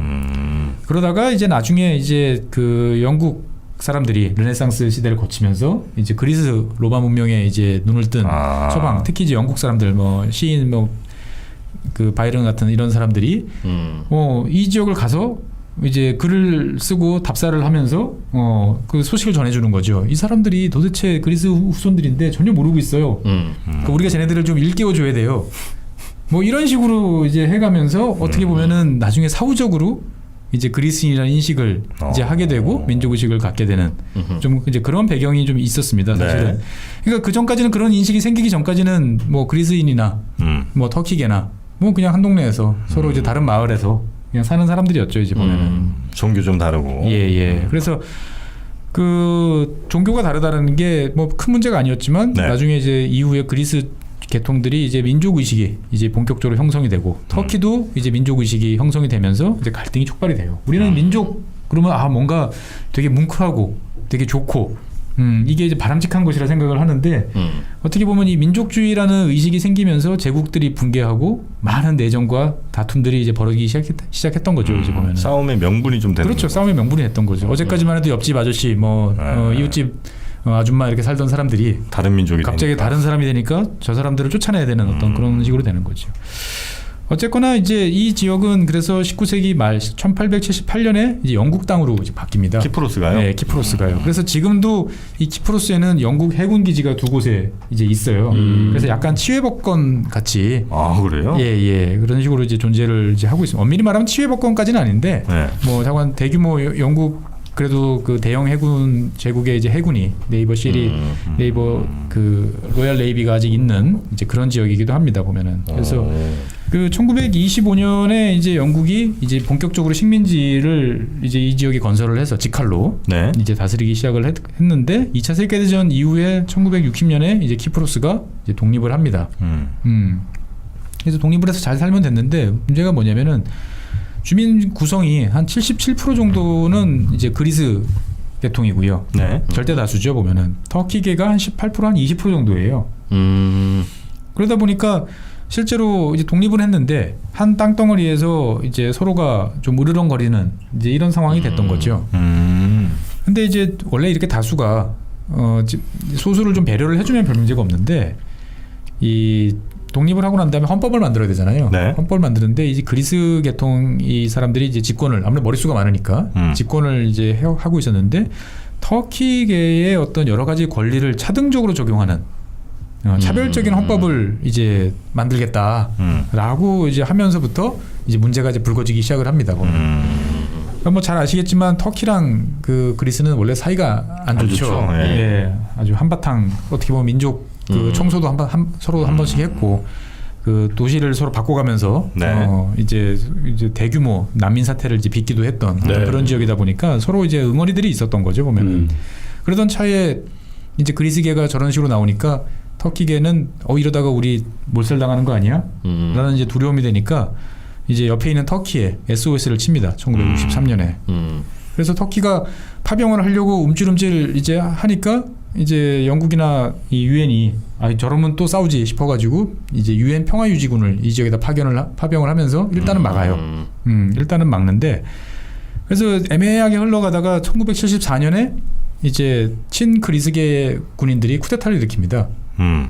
쿠데타를 일으켜가지고 이제 군사정부를 수립을 하는 거죠. 근데 이 터키 입장에서 봤을 때는 쟤네들이 그러면은 이제 본격적으로 자기 영토를 하고 뭔가 이제 본격적으로 그 터키계를 탄압할 것 같으니까 터키가 이제 7월 달에 같은 이제 쿠데타 일어난 지 5일 만에 전격적으로 파병을 결정하고 군인을 보냅니다. 보면은 터키에서 예, 터키에서 군인을 보내가지고 군대를 파견해가지고 이 키프로스 섬의 북부 지역을 점령을 해요. 전체 섬의 한 40% 정도를 이제 점령을 합니다. 보면은. 그리고 이제 이 지역은 이제 자치정부를 수립했다라고 이야기를 합니다. 보면은. 그게 1974년이죠. 예. 그러니까 군사적으로 점령해버린 거네요. 예, 군사적으로 점령을 한 거예요. 보면은. 그래서 일단은 자치정부라고 그랬으니까 키프로스라는 섬 전체에서 자치정부는 얼마든지 있을 수 있잖아요. 이제 보면은. 네. 우리가 뭐 그러니까 이제 어떻게는 그때까지만 해도 좀 애매한 상태로 이제 있다가 1983년에 돼서 이게 뭐 애매한 상태가 있느니 차라리 독립을 하자. 그래서 북키프로스 터키 공화국이라는 이름으로 이제 분리 독립을 합니다. 그럼 터키랑 같은 나라예요? 아니면 다른 그냥 나라겠죠. 별개의 나라인데 실제로 보면은 그 터키 보호령 같은 어떤 그런 나라죠. 이제 보면은 코도 북키프로스 터키 공화국. 예. 터키네. 그래서 이렇게 돼 버리니까 이제 잘못하면 얘네들이 맨날 치고받고 싸우겠다 네. 싶어가지고 다시 유엔하고 영국군이 나서서 이제 완충지대, 우리나라로 따지면 DMZ 같은 그런 지역을 설정을 합니다. 그래서 지도를 보시면은 점선으로 이렇게 쭉 가 있는 지역들이 있어요, 보면은. 네네네. 그래서 그 지역이 이제 양쪽 완충지대고요, 보면은. 이렇게. 예. 그래서 뭐 서로 싸우지 말라고 하는데 뭐 수도는 또 같이 써요. 아니 니코시아잖아요. 니코시아. 예, 양쪽 다 수도 니코시아예요. 북키프로스, 남키프로스 어디인가에 한 게 아니에요? 예. 그 완충지대 안에 있어요. 완충지대 안에 있고 수도 북쪽은 그래서 북키프로스 수도고. 그럼 수도가 판문점인 거예요? 그렇죠. 우리로 따지면. 와. 상당히 재밌는 지역이죠, 보면은. 그래서 그렇게 되고 나니까 이제 남키프로스는 이제 그냥 남키프로스라고 안 부르고 그냥 키프로스라고 부릅니다, 보면은. 그래서 이 북키프로스는 지금 이제 전 세계적으로 북키프로스를 승인해 준 나라는 딱 한 나라 있어요. 터키. 예, 터키만 키프로스를 이제 국가로 국가로 인정을 해주는 거고. 다른 나라들은 다 일체 이제 인정을 안 하고 있어요. 무단 점령한 걸로 이제 간주를 해주고 있기 때문에 해버리고 있기 때문에 실제로 보면 어떻게 보면 괴뢰 정부 비슷한 이제 그런 성격이 되는 거죠, 보면은. 그래서 2004년에 이제 남쪽에 있는 키프로스는 이제 EU에 가입을 합니다. 그래서 현재 EU 회원국이기도 하고요, 보면은. 그래서 키프로스 섬은 전체적으로 봤을 때 보면 4개 권역으로 나눠지죠. 그렇게 되니까 북쪽은 북키프로스가 있고 남쪽은 이제 키프로스. 그다음에 그 사이에 유엔이 설정한 완충지대들이 있고 그다음에 이제 그 키프로스 남쪽하고 동쪽에 이제 영국 해군 기지가 2곳 이제 자리를 잡고 있습니다. 아크로틸이라는 지역하고 데켈리아라는 그 2개 이제 지역이 있어요, 보면은. 그래서 이 지역 같은 경우는 가끔 중동에서 전쟁이 벌어지거나 그러면 이제 영국군 어떨 때는 미군도 이제 가끔 가서 이제 이 지역에 투입되곤 합니다, 보면은. 이러다 보니까 이제 세계에서 우리나라와 더불어서 이제 유이한 이제 분단국이죠. 근데 분단국이면은 이제 통일을 또 해야 되겠다라는 생각이 이제 들잖아요, 보면은. 네. 그래서 이 지역은 이 유엔 차원에서는 되게 욕심이 나는 국가예요. 유엔 주도로 한번 통일을 시켜보고 싶은. 네, 남북은 이제 아주 대차게 싸웠잖아요. 해볼 만한 프로젝트다. 그리고 이제 너무 이제 덩치도 커지고 그러니까 이게 쉽지 않은데 여기는 이제 국가도 작으니까 한번 해볼 만하다 싶어가지고 지난 2004년에 이제 코피 아난 당시 유엔 사무총장이 네. 통일 방안을 이제 만들어가지고 이제 그 북키프로스하고 키프로스 국민들한테 국민 투표를 제안을 합니다. 이런 방식으로 한번 투표를 한번 해보면 좋겠습니다. 어떨까요? 근데 북키프로스는 65%가 찬성을 했어요. 와, 우리 통일 찬성. 근데 남키프로스는 76%가 반대했어요. 그래서 결렬이 됐고 2010년도에 이제 당시 유엔 사무총장이던 반기문 총장이 이 지역을 네. 방문해가지고 다시 이제 양국 정상들을 이제 불러다 놓고 네. 통일을 한번 이야기해 보시죠. 라고 해서 2014년 2월에 정상회담을 합니다. 네. 그리고 우리처럼 이제 공동선언도 해요. 평화통일 공동선언 뭐 이런 식으로. 네. 그래서 2016년에는 이제 스위스 중립지대인 스위스에 가가지고 또 회담도 이제 해요. 그래서 여러 가지를 이제 회담을 해서 일부는 합의도 봤는데 한 결정적인 문제가 한 2가지 정도 있었던 거죠. 그러면은 이제 북키프로스에는 엄연히 자치권을 줘야 되는데 그럼 그 자치권 영역을 도대체 어디까지로 줘야 되느냐? 네. 남쪽 그 키프로스 정부 입장에서 봤을 때는 자치 영역을 좀 줄이고 싶을 것이고 북키프로스 입장에서 봤을 때는 아니 지금 우리 땅 그대로 다 우리가 해야지 뭔 소리냐? 이런 이제 영토를 어떻게 이제 관할하냐, 행정구역을 관할하느냐의 문제도 좀 있고요. 네. 그 다음에 이제 2번째로는 이제 이 북키프로스에 주둔하고 있는 터키군을 그럼 인정할 거냐? 쟤네 돌려보낼 거냐? 네. 이 문제도 이제 있었던 거죠, 이제 보면은. 철군해야 되겠죠, 사실 하려면. 그렇죠. 근데 이제 터키군이 와 있는데 어떻게 그러니까 제가 지금 저 사진을 스트리트 뷰로 보고 있는데 네. 그러네. 이게 이제 남쪽이에요. 남쪽 지역인데 저 철조망 너머에 터키 기가 보입니다. 예, 터키 기가 보여요. 이게 잘 보이실지 모르겠는데 터키 기가 이렇게 보입니다. 그러니까 요거 하나만 딱 건너면 바로 그렇죠. 터키가 지금 그러니까 뭐 판문점이죠, 쉽게 생각하시면. 건너면 줄 하나 건너면 이제 저쪽으로 넘어가는 어떤 그런 지역인데 여기도 묘하게 그 겹치네. 우리 남쪽 국기는 파란색이던데 보니까. 터키가 저기고 터키가 이제 이 지역을 놓지 못하는 여러 가지 이유가 있는데 일단은 뭐 어떻게나 제일 기본적인 명분은 터키계 주민의 보호죠. 그건 명분이고 실속으로는 이제 이 지역에서 대규모의 이제 그 뭐 나왔어 가스들이 계속 터져 나오고 있다 보니까 해양 자원을 둘러싼 어떤 왜냐하면 이제 그 배타적 경제 수역을 설정을 해놓고 자기들이 영향력을 행사할 수 있는 나라하고 그렇지 않은 나라하고 많이 차이가 나다 보니까 쉽지 않은 거죠. 그래서 갈등을 빚다가 최종적으로 2017년 12월 달에 연말에 이제 협상을 결렬을 선언하고 당분간 그냥 우리 삽시다라고 했던 거죠 이제 보면은. 특히나 이제 양쪽에서 통일을 이야기하던 이제 남북 정부가 다 교체됐어요. 그러면서 이제 새로 들어선 정부들은 이제 통일 뭐 나중에 천천히 합시다. 이런 식이 되다 보니까 현재로서는 이제 결렬 상태인데 그렇다고 그래가지고 얘네들이 뭐 우리처럼 이렇게 아주 엄중한 경계를 서고 그러지는 않습니다만 그래도 마음대로 옮겨 다닐 수는 없어요. 그래서 완충지대들이 있고 그 사이사이에 통로들이 있는데 네. 현재 한 9곳 정도 이제 연결 통로들이 있어요. 철조망 사이에 왔다 갔다 할 수 있게. 왔다 갔다 할 수 있게. 그래서 사람들끼리는 그렇게 막 폭력적으로 치러하고 그러지는 않은가 보죠. 그렇죠. 예. 네? 다른 데처럼. 그러니까 이제 뭐 오래 있다 보니까 그렇다고 우리처럼 막 서로 죽고 죽이고를 아주 거창하게 한 것도 아니고 내가 저기를 점령하겠다 정도도 아니고 뭔가 이제 같이 하기는 좀 불편한 뭐 그렇다고 그래가지고 아주 죽일 놈들은 아닌 근데 이제 터키라는 나라가 이 지역에 개입을 해가지고 놔두지는 또 않는 그런 애매한 이제 상태가 되고 있습니다. 근데 어떻게 도시를 같이 쓸까? 제설 작업부터 시작해서 비 오면 복구 작업, 뭐 정전되면 누가 고치러 와야 되는데 예. 국가가 서로 다르면 예. 여기까지만 딱 눈 쓸고 가고.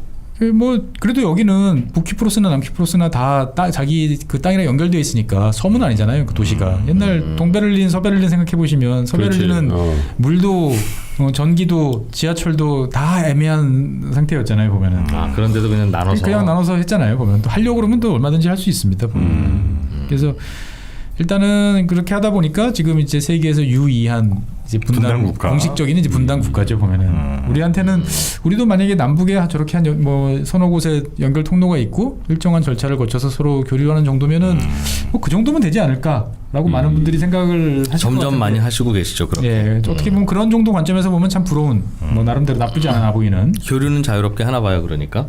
아주 자유롭지는 않았습니다. 근데 점점 좋아지고 있어요. 그래서 예전에는 이를테면 북키프로스의 입국을 바로 한 경우에는 터키를 통해 가지고 북키프로스에 가는 경우에는 여권에 도장이 찍혀 있으면 이제 남키프로스나 아니면 그리스에는 입국이 안 되는 이런 일도 있어요. 근데 그러니까 월북 인사 뭐 이렇게 딱. 뭐 그렇죠 이제 보면은. 그래서 예전에는 북키프로스 가려면은 안전하게 가는 방법은 남쪽으로 먼저 가서 남쪽 정부에서 허가를 받아서 이제 그 연결 통로를 통해 가지고 이제 북쪽으로 가는 경우에는 이제 인정을 해줬는데 요즘에는 그런 제한들은 이제 거의 없어져 가지고 그냥 이제 외국인들 같은 경우는 편하게 뭐 상당 부분 그냥 이제 간단한 건물이나 이런 것만 받고 이제 남쪽은 그럼 여전히 그리스랑 아주 친한 상태예요. 그렇죠. 예, 남쪽은 이제 그리스 영향력이 크고요. 북쪽은 이제 터키 영향력이 있는데 그래서 오늘은 이제 그 중에서도 좀 괴뢰 정부로 어떻게 보면 세계에서 한 나라밖에 인정을 못 받고 있는 북키프로스 이야기를 좀 하려고 합니다. 네. 남키프로스는 이제 다음번에 이제 하고요.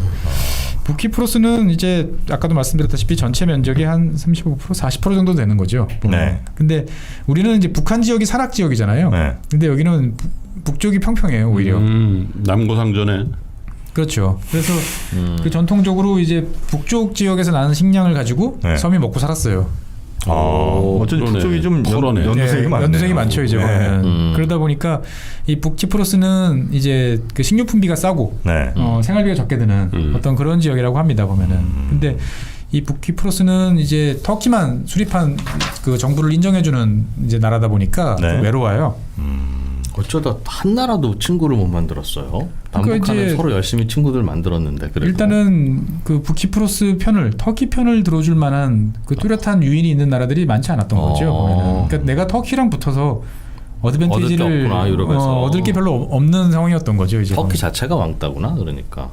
또 그런 면도 좀 있긴 합니다. 그것보다는 그 점령 자체 그러니까 이게 분할하는 자체가 유엔의 입장에서 볼 때는 굉장히 그 불법적인 요소가 많았기 맞습니다. 때문에 그런 거 아니겠어요? 예. 그러니까 이제 합법 정부에서 갑자기 점령을 해버리니까 무력으로 네, 이거는 이제 합법적인 정부를 괴뢰 정부니까 누가 침공을 해가지고 이제 행정력을 못 미치게 만들어놓은 지역이다 보니까 여기도 대통령이 따로 있어요? 예, 따로 있습니다. 선거도 따로 하고요. 근데 이제 북키프로스 같은 경우는 돈은 이제 터키 돈을 같이 써요. 그러니까 통화적으로는 완전히 터키 이제 터키예요 보면은. 그래서 이 북키프로스는 이제 나라로 승인을 받지 못하지만 정식 외교 관계는 아니지만 그래서 미국, 영국, 프랑스, 독일, 대표부, 호주 그리고 EU 이런 나라들은 이 북키프로스의 대표부를 두고는 있어요. 준 외교 관계죠. 그다음에 이제 북키프로스 자체도 이제 뭐 스웨덴이나 이탈리아, 스위스 이런 주요한 유럽 국가들에는 대표부를 이제 두고 이제 중동 몇 나라에는 대표부를 두고 있는데 이 부키프로스는 아까 이제 김 프로님 말씀해 주신 것처럼 수도는 이제 니코시아. 키프로스도 수도 니코시아 똑같아요. 예, 우리로 따지면 서울을 이제 나눠 쓰는 이제 이런 셈이고요. 인구는 정말 작습니다. 32만 명밖에 안 돼요. 북키프로스 전부 다. 예. 정말 작죠 보면은. 우리 한 9 정도 되는 거구나. 맞습니다 보면은 그 정도 되는 거고. 근데 이제 그 GDP는 그래도 생각보다는 괜찮아요. 2018년 기준으로 보면은 한 18,000달러? 1인당. 예. 사람 별로 없으니까 뭐. 사람 인구 별로 얼마 없으니까. 예, 인구 얼마 별로 없고 그다음에 뭐 관광이나 이런 것들로 이제 먹고 살기는 괜찮으니까 사람들이 이제 꽤 오는 거죠 이제 보면은. 그래서 기후 같은 경우도 나쁘지 않아서 네. 이제 뭐 전형적인 뭐 지중해 기후죠. 그래서 좋겠는데? 이제 12월부터 2월 달까지만 이제 우기고. 네. 그거 지나면은 이제 좀 건조한 이제 그런 지역이 됩니다. 그래서 영하로는 잘 안 내려가니까 추위를 타신 우리 김 프로님 한번 가보시면 좋을 것 같기도 한데 추위는 타는데 갈 시간이 없네. 이 지역에서 이제 그 아까 터키가 그 갈등을 빚고 있는 요인 중에 하나가 제가 가스라고 이제 말씀드렸는데 네. 예전에 이스라엘 편에서도 한번 말씀드렸죠. 이 지역에 로또가 계속 터지고 있다고. 그래서 옛날 이스라엘 그 사람들이 옛날에 그런 농담을 많이 했다고 그래요. 이 모세가 우리를 엉뚱한 데로 데리고 왔다. 적과 꿀이 흐르기는커녕 그냥 척박하게 이를 데 없는 왜 이곳으로 데려왔냐. 그런데 사실은 이제 모세가 알고 있던 건 땅 속에 이제 뭐가 많았다는 거를. 그래서 2010년부터 이 키프로스 섬 주변 지역에 엄청난 가스전들이 많이 나옵니다. 그래서 2011년에는 아프로디테라는 아름다운 이름의 대규모 가스전이 이제 발견되고 2018년 그다음에 2019년에도 초대형 가스전이 계속 연달아 터지고 있어요. 북쪽이네요, 그러니까. 그러니까 남키프로스 남쪽 그 남쪽에? 남쪽 그 근해에서 보면은 그래서 뭐 가스 제가 지금 세 개를 말씀드렸는데 가스전 하나 규모가 한 400억 달러 정도 되니까 세계 합하면 한 1,200억 달러 정도 되는 거죠 보면은. 네. 그러니까 정말 뭐 이 작은 나라 작은 섬에서 이 정도 가스가 나오면 뭐 어마어마한 히트가 테슬라 총하고 비슷하네요. 1200불. 그러다 보니까 이제 터키는 이제 약이 오르는 거죠. 그래서 이제 북키프로스 주변 지역에 대해서는 우리가 독자적으로 영향력을 행사할 테니까 여기 와서 하지 말고 남키프로스 주변 지역도 우리 땅이야. 네. 우리 해역이니까 얼씬거리지 말라고 그러는데도 이제 다국적 회사들이 계속 가서 이제 시출을 하고 있어요. 근데 여기는 우리나라도 껴 있습니다. SK? 아니요, 석유공사. 석유공사가 이 지역에 가서 시출을 그 2개 광구 정도에 참여를 해가지고 하고 있는데 딴 나라 다 터뜨리는데 우리는 지금 안 터지고 있어요. 아니 본부가 그런 경험이 없어서 그래요. 본부가. 희한해요, 자관. 그 본부에서 해본 적이 있어야지. 아마 이탈리아랑 같이 이탈리아가 N인가요? 그 저기 유명 메이저랑 같이 아마 들어가는 걸로 알고 있는데 지난 2015년하고 12년인가 두 차례 정도 이제 시험 이제 시구를 했는데 안 나왔어요. 뭔가 이게 자꾸 빗나가고 있는 듯한데 좀 아쉽죠 보면은. 부키프로스 지금 제가 해변 사진 하나 쭉 보고 있는데요. 진짜 예쁘네요. 이쁘죠 보면은. 예. 이렇게 아름다운 해변에 뭐 지중해죠. 전형적인 지중해 바다입니다. 보면은. 가스까지 이렇게 나온다고요? 예, 그래서 특히 이제 지중해 동쪽에 이제 그 보기도 위에 물은 놀기도 좋고 파이프 꽂으면 막 가스가 뿜뿜이고. 와, 저기는 왜 이렇게 물이 맑지? 저기가 물이 맑은 가장 큰 이유는요. 이제 그것도 아세요? 영양가가 없어서 그래요. 빈 영양가. 맞아요. 그렇다면 거기 뭐 수초 같은 거 없다며. 그러니까 육지에서 이 원래 내려갈 때 영양분을 많이 쓸고 내려가잖아요. 흙이 우리가 보통 흙이나 먼지라고 그러는데 뿌옇게 이제 내려가는데 사실 그게 영양소들이 많고 그게 내려가 줘야 바다 안에 수초도 많고 물고기도 그걸 먹고 이제 많이 잡히는데 저 맑은 물은 이 지중해에 흘러 들어가는 강들이 좀 급하게 흘러요. 많은 강들이. 그러다 보니까 땅에서 충분히 영양소를 끌고 이제 바다로 들어가지 못하는 거죠. 그러다 보니까 지중해에서 어업을 하시는 분들이 이렇게 물고기를 이렇게 가득가득 잡을 일이 많지 않다고 그래요.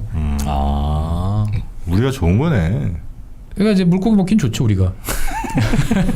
그 동네 오징어 이런 거 많이 먹잖아.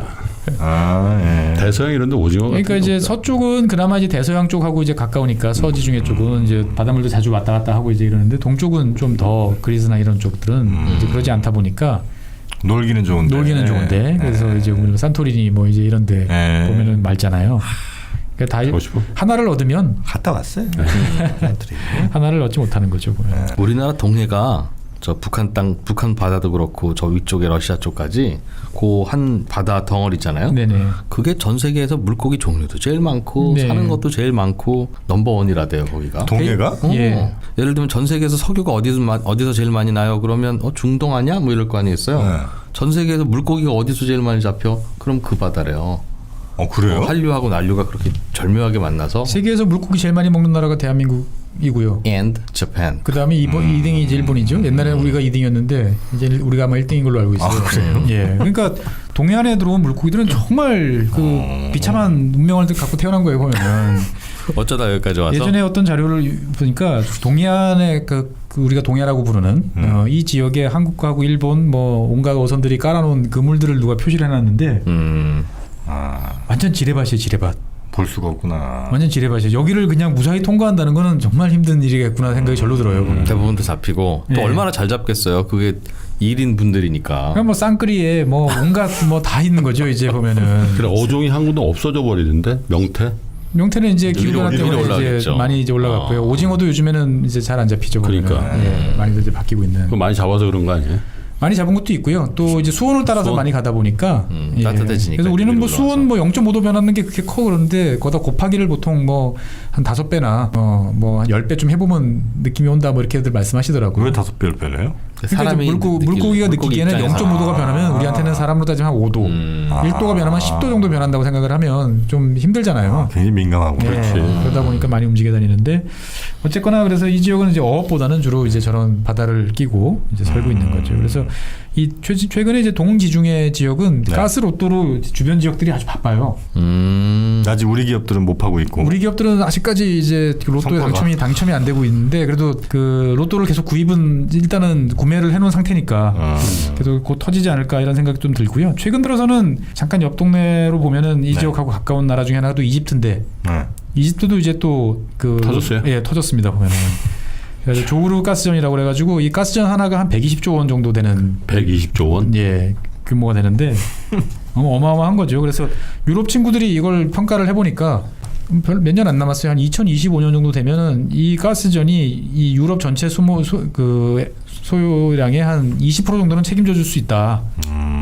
뭐 이런 이제 그 책임 말을 할 정도로. 그러니까 이제 유럽에서는 이제 동지 중에 자꾸 터져줘야 러시아 이제 의존도가 줄어드니까 이런 지역에 대해서 자꾸 이제 적극적으로 개발 사업을 합니다 보면은. 그래서 이집트 같은 경우는 최근에 이제 이스라엘, 키프로스, 요르단, 그리스 이런 나라들을 끌어들여 가지고 동지중해 가스포럼이란 이제 어떻게 보면은 이제 그 오펙 미니파는 같은 걸 만들어 가지고 가즈프롬 쇼쳐야 되겠다. 그래가지고 이제 우리가 이제 가스 허브가 되겠다.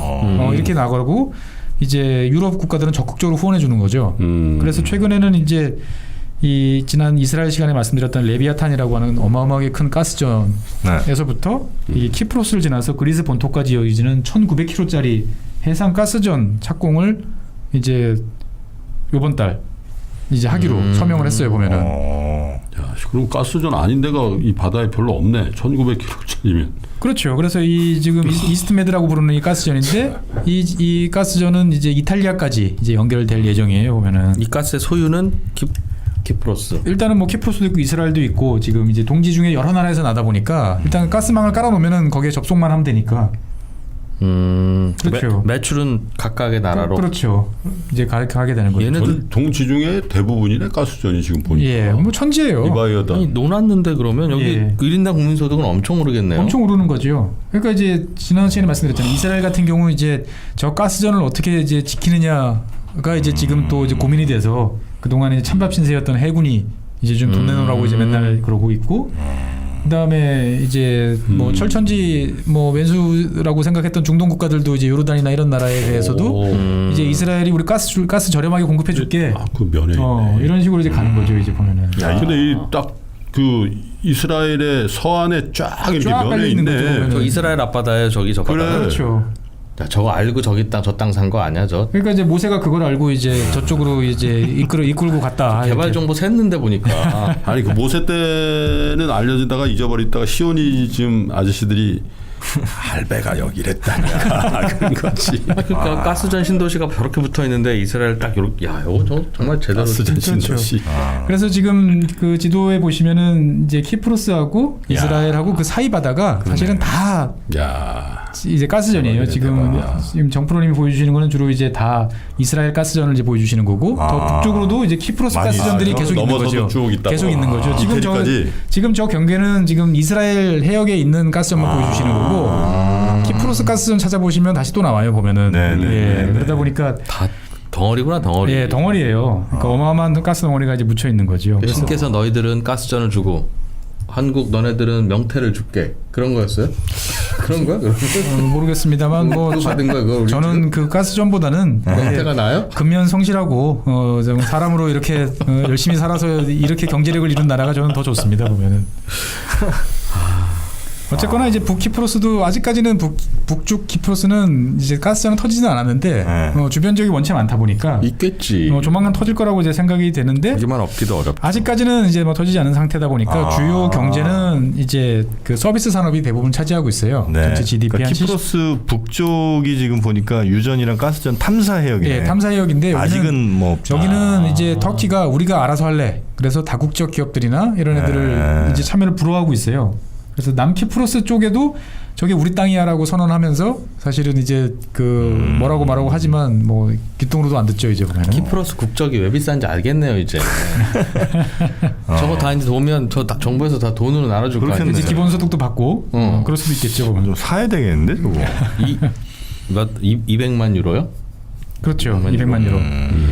그래서 이 북키프로스는 이제 서비스 산업이라고 제가 말씀드렸는데 주로 이제 공공부문, 무역, 관광, 근데 신기하게 교육이 들어가 있어요. 북키프로스가 먹고 사는 방법 중에 하나가 이제 교육이에요. 교육으로 뭘 먹고 살지 싶은데 북키프로스 인구가 다 합해 32만 명이라고 그랬는데 이 중에 여기에 포함되는지 안 되는지 모르겠는데 북키프로스에만 10개의 대학이 있어요. 30만에 10개? 예, 10개의 대학이 있고 대학생이 7만 명이에요. 인구가 30만인데? 예. 그래서 15,000명은 북키프로스 출신의 대학생들이고 유학생이야?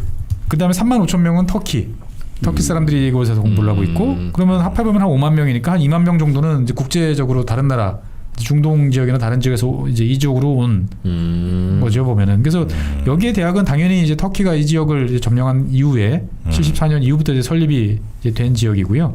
대학들이고 이 중에서 제일 유명한 거는 이제 뭐라고 해야 되나 동지중의 대학이라고 해야 되나요? 뭐 EMU라고 보통 부르는 대학이 가장 유명한 대학인데 뭐 교수진만 해도 1,000명이 넘어가니까 상당히 대규모죠.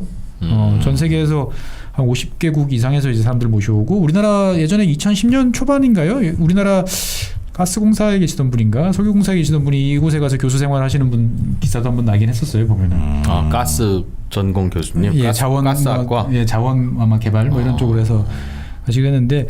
이 키프로스, 이 북키프로스에 있는 이 대학들이 신기하네 진짜. 신기하죠. 키프로스에 전체 학교가 한 10개 정도 보이는데 대학교가 9개인가 10개인가 돼요 보면은. 근데 북에만 엄청 몰려 있어요. 북쪽에만. 그러니까 이제 이거를 전략적으로 이렇게 해서 많은 사람들을 이곳에 이제 오게 하는 거죠. 키프로스 터키 입장에서 봤을 때는. 그리고 이 대학들이 다 뭐 EU라든지 이런 이제 서로 학위 인증 뭐 이런 이제 그 기준들을 맞추고 있어요.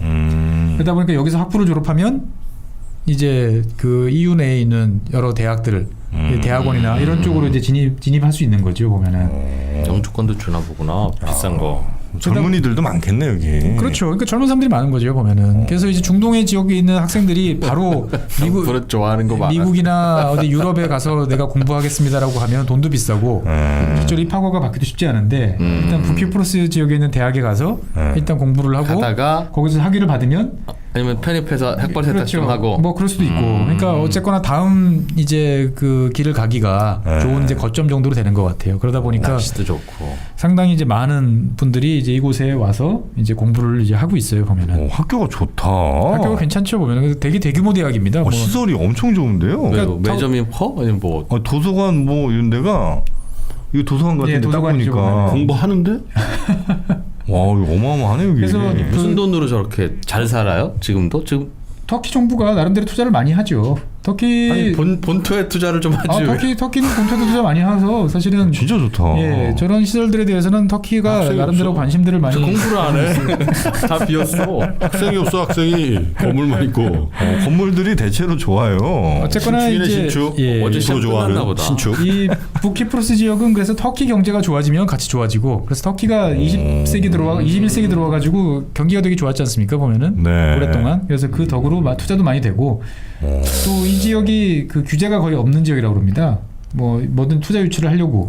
근데 사실 저 지역은 이제 경제 제재를 받는 지역이에요. 네. 뭐 국가 승인도 안 받았기 때문에 저 지역에 들어갔을 때 책임은 다 내가 져야 되기 때문에 애들도 저 지역에 들어가기가 좀 근데 애매해요. 여기 키프로스에 가면 뭐 유럽 영주권 이런 거 관계 없잖아. 국채로서 인정을 못 받는데 뭐 그렇죠. 예. 이거 의미가 없네. 의미가 없는데 이제 어쨌거나 뭐 인건비나 뭐 땅값 뭐 그다음에 이제 여기서 공식적으로 수출을 하려면 사실은 이제 어떻게든 남쪽으로 내려와서 남쪽 항구를 통해서 이렇게 수출을 하거나 이제 이런 좀 상황이 있긴 하는데 일단 여기 찍고 어디 가야 돼. 예. 그래서 뭐 터키가 먹여 살리는 어떤 그런 나라라고 이제 생각을 하시면 돼요. 그래서 이 지역에다가 편지를 보내려면 그냥 터키 주소로 적어서 보내야 돼요.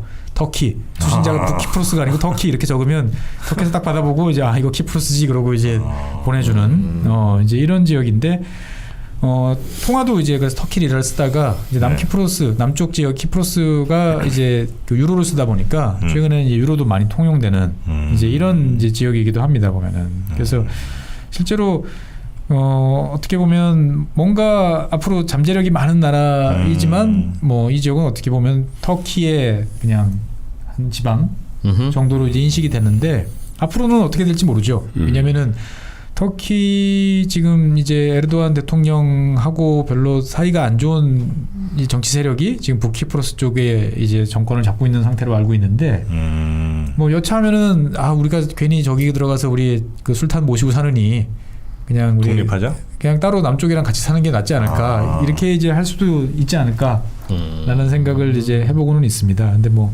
앞일은 어떻게 될지는 이제 알 수가 없는 거죠 보면은. 그래서 이 키프로스 지역은 이제 아까 뭐 바다나 이런 그 자연 자원도 매우 좋기 때문에 네. 사람들이 이곳에 가서 이제 휴양도 많이 하고 날씨도 좋고. 날씨도 좋고. 그래서 언어는 터키였어요. 언어는 터키어스죠 보면은. 그럼 거기 유학 가려면 터키어 할 줄 알아야 돼요. 기본적으로 이제 터키어를 하지만 대학들은 여기 있는 대학들은 뭐 영어나 이제 이런 잉글리시 이런 이제 언어들을 많이 쓰는 거죠. 왜냐하면 이제 각국에서 유학생들이 많이 오다 보니까 실제로 이제 어떻게 보면은 국제화된 어떤 대학은 이제 그런 면에서 볼 수도 있죠.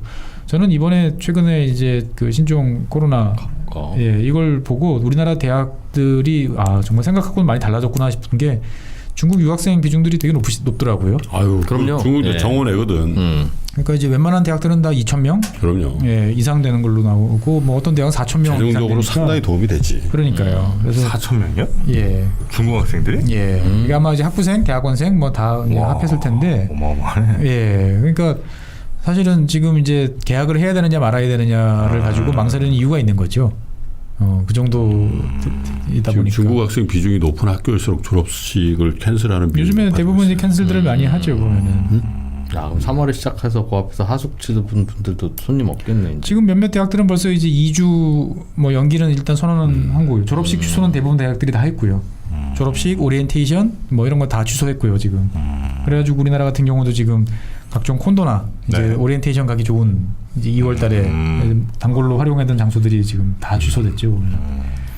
어쨌거나 이런 북키프로스에 한번 가서 공부해보는 것도 나쁘지 않을 것 같다는 생각이 가끔 들지 않으세요? 환경이 너무 좋아요 지금. 적당한 전공은 뭐 좀 좋을까요? 글쎄요, 저는 뭐 그건 자기가 좋은 거를 하면 되는데 뭐 박사님 가시면 뭐 할 거예요? 이 지역에서 뭐 가스가 터져 나오니까 가스 뭔가 공부? 자원 개발과 관련된 자원과 관련된 어떤 그런 쪽을 하면 어떨까 싶기도 하고요. 우리나라 분들이 최근 들어서는 뭐 눈 빠른 분들이 많이 계시잖아요. 그래서 예전에 갑자기 헝가리인가요? 어디로 이제 유학을 가시더라고요. 그래서 거기 왜 유학 가지? 그랬더니 거기 의대. 예, 거기가 이제 학비도 저렴하고 면허 취득도 비교적 쉽다. 유럽 전역에서 의사할 수 있고. 예, 그래서 이제 뭐 EU랑 우리랑 뭐 되면은 이제 그 인정받을 수 있지 않겠느냐. 내 친구 자제분도 한 분 가셨어요, 맞아요. 가셨어요. 근데 아직까지 아마 상호 인증 아마 안 되고 있는 걸로 이제 알고 있어요. 그러면은. 병만 잘 고치면 되지 뭐.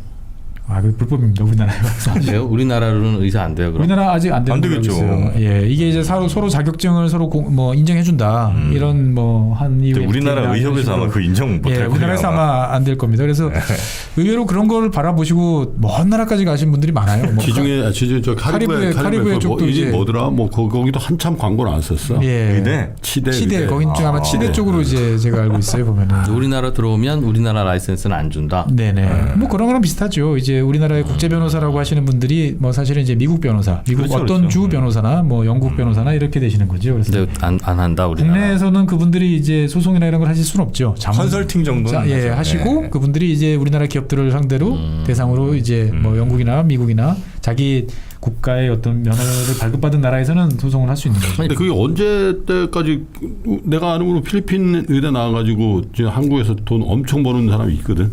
그게 어느 시점에 잠깐 풀렸었나? 있었을 거야. 글쎄요, 정확한 사실은 저도 잘 모르겠는데 그런 자격증 교환은 이제 쉽지 않으니까. 아니 왜 법은 다르니까 A국의 변호사가 B국에 가서 변호사하기는 어렵죠. 법이 다 다른 나라마다.